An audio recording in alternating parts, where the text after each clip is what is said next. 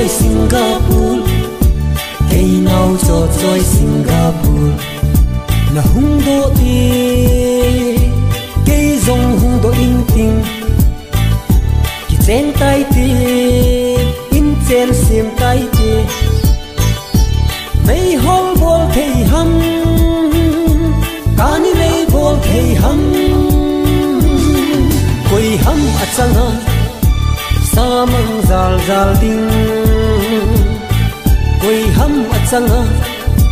phal bi do do ding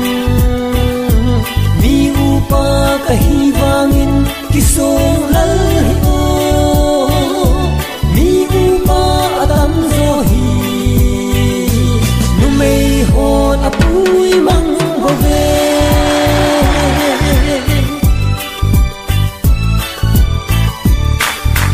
na u Alex Malaysia na u thang boy Malaysia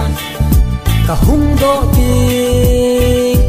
nang zong hung do in lang ki chen tai ti in chen sim tai ti business bol thei ham company na to thei ham koi ham achanga samang zal zal ding koi ham achanga phal bi do do ding mi upa ka hi wangin ki song lal o mi upa adam zo hi nu mei hon apui mang bo ve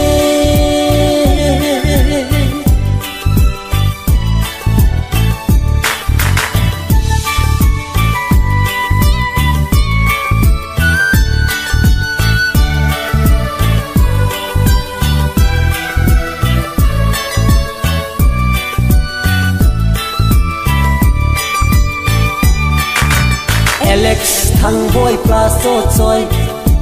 Malaysia war se Singapore nga gam pa ma company na tong ho ni hon dem zong le ken wang ka dem pun khosunga ho zong akitu de ko ve koi ham achanga samang zal zal ding koi ham achanga phal bi do do ding